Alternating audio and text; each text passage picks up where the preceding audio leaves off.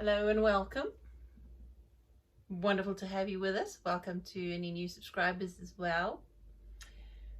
I tell you what, we don't normally do anything in the kitchen. Normally I do kitchen stuff in the other channel, the Blue Garden Cottage channel.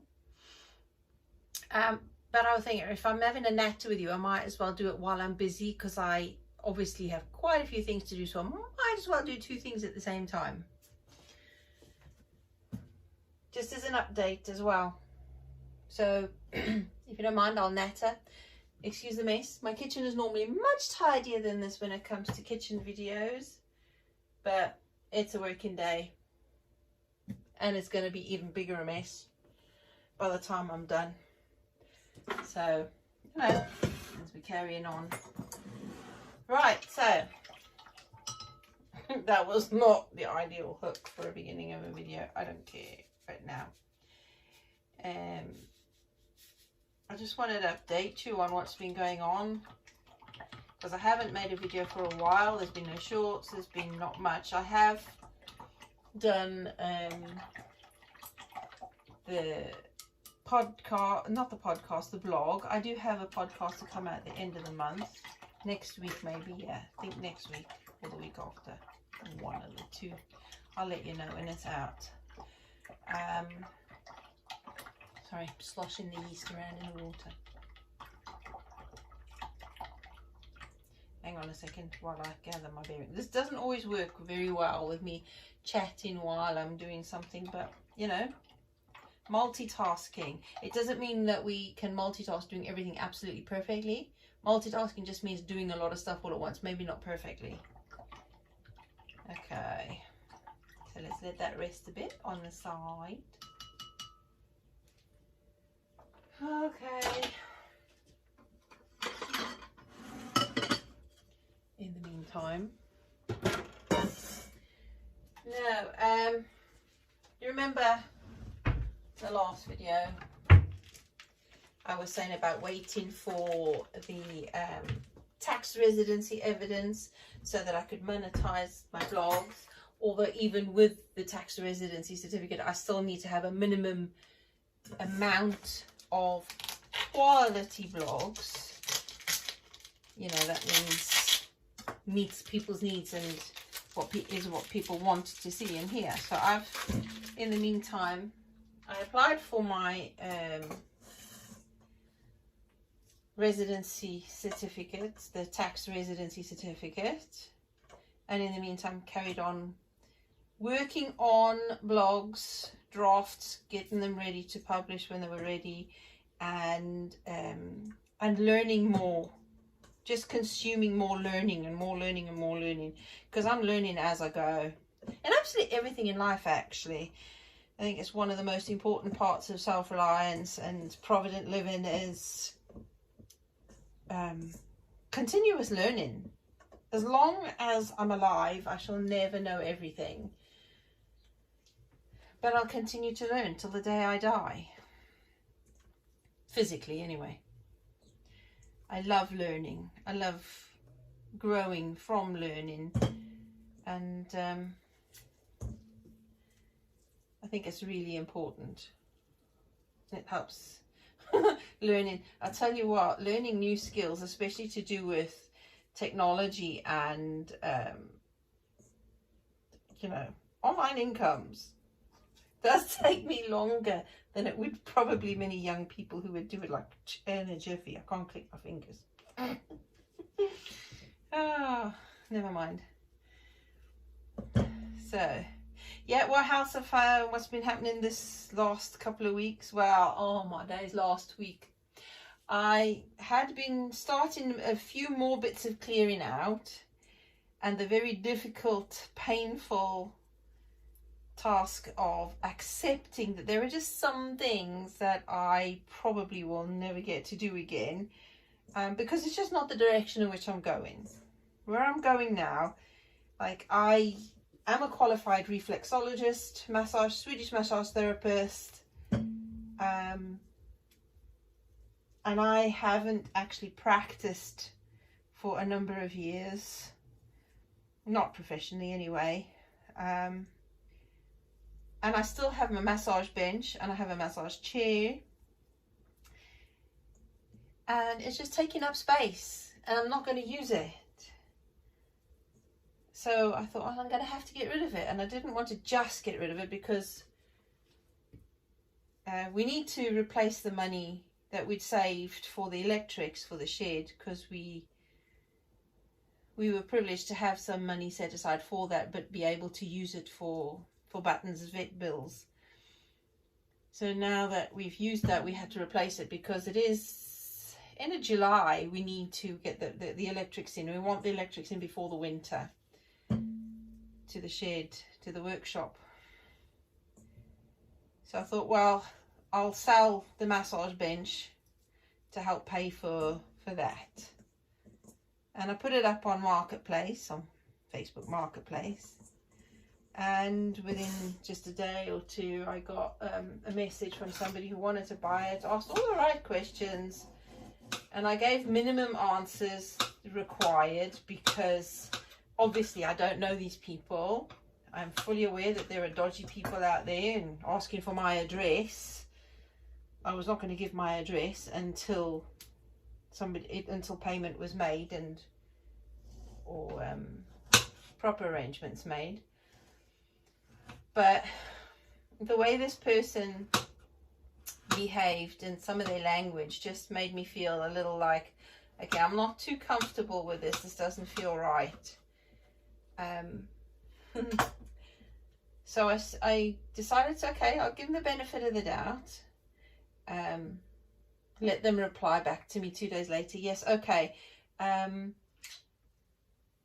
brother's coming to pick it up. I'll wire you the money in the meantime. I'll send you the money. I said, okay, if you can't do cash, we'll do PayPal. And they said, okay, they'll do PayPal. I said, okay, fine. Next morning, they said, okay, I've sent the money. Have you received it yet? Because I sent them my email address for my PayPal. No other details, just that. I said, no, nothing yet. I've checked, nothing yet.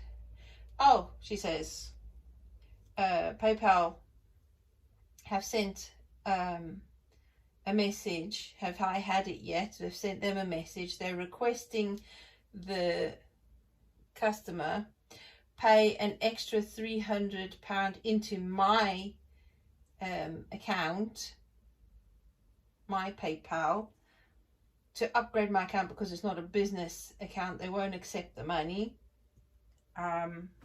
Which I immediately thought was, you are? Seriously? I thought, as far as I knew, I do have a PayPal business account. As far as I know. And it was working perfectly fine. Then they said, I said, hang on, I'll just check my PayPal.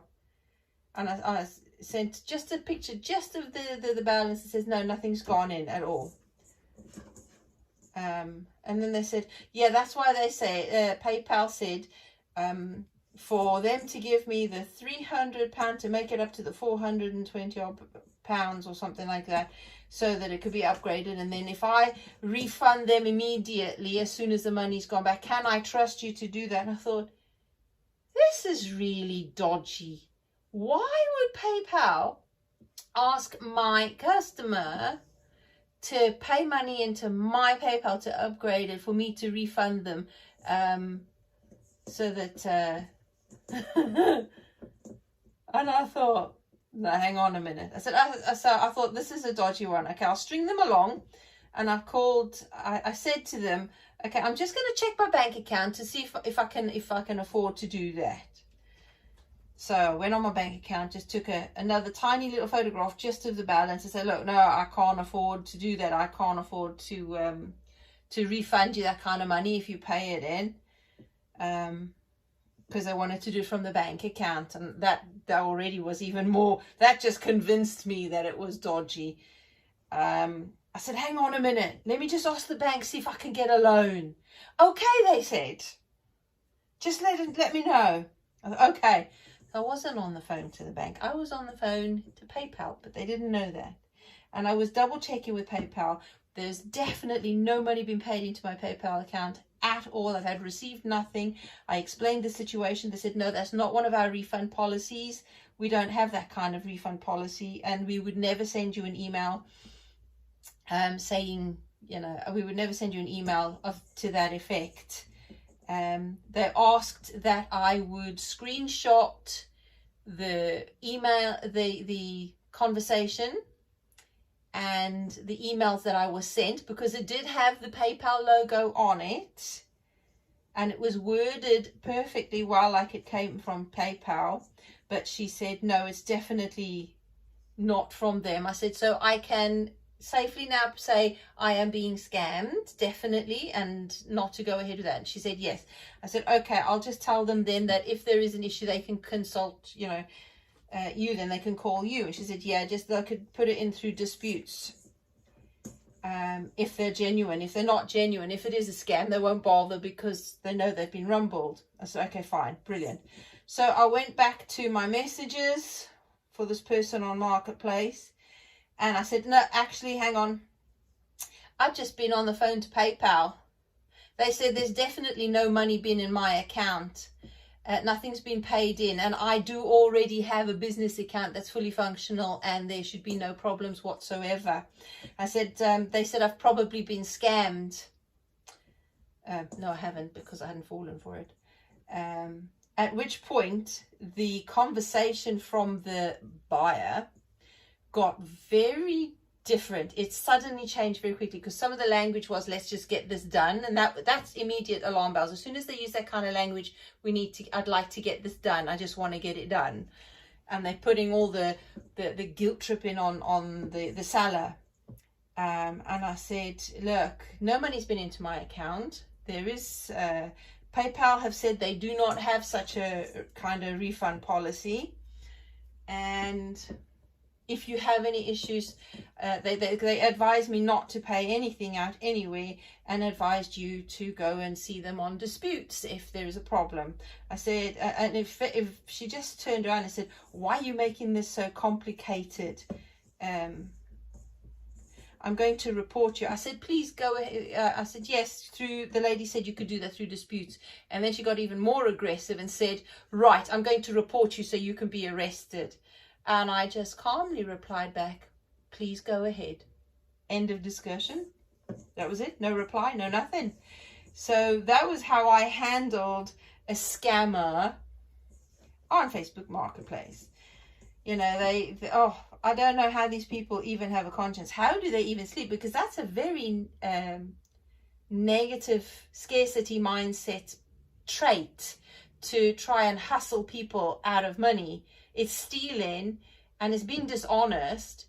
How do they sleep at night? Seriously, they can't, you know, karma will get them. Karma will get them. But I am so grateful that I was able to pick up very quickly that this was a dishonest person. I was so grateful that I had the sense to keep them strung along and actually call the appropriate business, the PayPal, to double check the facts, and have the sense and the courage not to be ruffled, not to be afraid, not to be intimidated by someone who is obviously a dishonest person. So, and I did say to them, I said, look, I gave the benefit of the doubt. I said, look, if anything does actually turn up in my PayPal, I will happily refund it to you with no problem at all. But until then, please do seek disputes, because, you know, they said to me that's definitely not from them. So they asked that I send email all of the evidence to them, which I did. I took screenshots of every single bit of the conversation and all the emails, forwarded to PayPal fraud people, and they know about yet another one. So I just thought that might be helpful to you, to know about the kind of scams. And my daughter says to me, you know, as far as Facebook Marketplace goes, seriously, it's cash on collection, nothing else. There are other places to sell that might be better, like Gumtree or whatever it's called, or something like that, or other buy and sell groups. But for marketplace, cash on collection, nothing else. So take that as a warning. So yeah, I've got to list it somewhere else. I've got to sell it. Oh, my chickpeas are not defrosted. Okay, so what am I going to do? I've got no soybeans. Okay, the chickpeas will go for hummus tomorrow then when they're defrosted properly. Okay, what am I going to put in this kind of stuffing thing? I don't have breadcrumbs. I could put oats in there. I could put oats, onions, or actually chives. I've got chives. I've got chives in the garden. So yeah, that's one of them. Another one, they come out the woodwork. They really do come out the woodwork, these dodgy people. Because I had a phone call from, well, they're not dodgy people because it is a sincere, real company. I checked them out online while we were in conversation because they wanted, it was a, what's it called? A company that interviews and promotes authors and business, new business people that are not well known. So because I've got my book published, they wanted to know if they could interview me. It's for a TV show, and the show is on Roku as well as their own channel. So I'll be able to promote and plug my book and talk about it, and they want to interview me about that. I said, okay, explain it all to me. By the end of the conversation, because I knew the right questions to ask, and I have a suspicious nature for anybody that wants to offer me a great deal, because I didn't ask for it. And I mean, let's face it, I'm not a known author as such. I haven't got any great works behind me. So, you know, as soon as somebody wants to offer me a deal or something, I'm immediately suspicious. There was another one a few months ago that wanted to buy the rights to my book. Go away. Anyway, so it turns out that to be interviewed for their channel was, it's all free, but to be put on then to book the slot for the Roku TV slot, I would have to pay for the booking. I said, so you're asking your interviewee to pay for a booking? Yes, because it's not their channel, it's somebody else's channel that they would host it at, and you'd get, yeah, you would get hundreds of thousands of viewers exposure. But at the same time I said, no, if you're wanting to interview me, it's for free. That's it.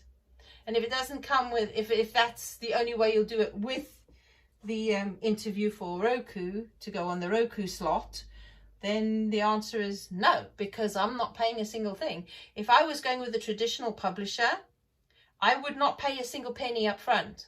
Anybody that asks for money up front, I have an inbuilt security alarm system. And I said, no, sorry, I'll be turning that offer down. Thank you very much. It took quite a long time to get through to that, but I said, I'm sorry, by my age and my experience, I got dragon scales. You can't trick me with vanity. You can't trick me with ego of the possibility of getting thousands of viewers and exposure and all that. No, it doesn't matter. I will get my viewers and my readers organically, just being me, in my everyday suburban home, doing what I do.